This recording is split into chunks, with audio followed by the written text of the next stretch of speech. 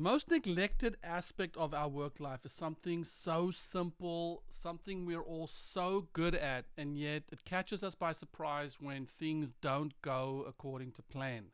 Something that gets established by our organizational hierarchy or by the baggage we carry from our past. This is our working relationships. Someone steps into a role, they're often not perceived by who they are, but by the relationships people had with their predecessors. For instance, my CTO sucked. The last lead engineer I worked with was terrible. And so we end up having a breakdown, or even worse, we have terrible working relationships. But what if we could be more intentional about our relationships? So think about this. If we were to have a relationship, where do we start? What questions would you ask? What would be important to you? What does success look like? So imagine having that conversation. What do you need from me? I don't respond to texts on weekends. Do you like coding? Tell me about your hobbies. Please just let me know if you are unavailable. Or my favorite, I might look angry sometimes, but I'm just in deep thought. If I had a penny for every time my developers did that to me. Okay, guess what? You were just being intentional with each other about the kind of relationship you want to have, and so you've set expectations. You're going to seek to understand each other. You have clarity on what works. You've defined success. There's transparency. There's safety. And there's curiosity about each other. You have a defined relationship, and you need to tell me about that. But as time progresses and you face all sorts of circumstances in the workplace, your relationship will be tested. You might lose some of those delicious fruits and deliciousness. So this could look like lackluster performance, unhappy teams, dreading new feature development, and all that good stuff. So let's put the CTO hat on in this scenario, and let's ask the obvious question. How do we solve this problem?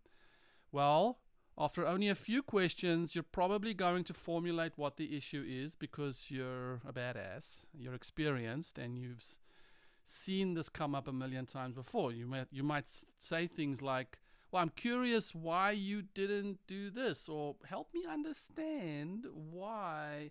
So when did you start losing steam? What stopped you from coming to me? You have the appearance of being interested and curious, but really you're trying to match the person's response to your formulated solution. You're helping someone understand what you know to be the solution to their problem or to the problem. So if you're like me, you might even repeat yourself over and over and over so that the person can really understand what you think the issues are. But ultimately, you're just asserting yourself, your ideas, and as much as you think you have a modern, equitable relationship in 2020 is, you're just being a boss or a naysaying CTO or a loud colleague. What if you go into this issue or this challenge you're facing with a genuine curiosity about what is present for you or for the other person? So you've heard of powerful questions. So your questions are now expectant, they're open, they're powerful. And instead of leading the person, you're expanding, you're wondering genuinely, what can the two of you create? So you're asking questions like, what do you make of this? What does it feel like? What is possible? What does resolution look like to you? Or what is an example? Tell me more. Is there something here that we can explore? So ask yourself, how can I be curious and what can we create? It's like letting go, that moment where you don't know what the outcome is, but you're still going to go for it. Watch how the relationship comes back to being expansive and open, filled with possibility, empathy, care for each other. One where it's not the will of one bulldozing the will of the other because y'alls are the boss.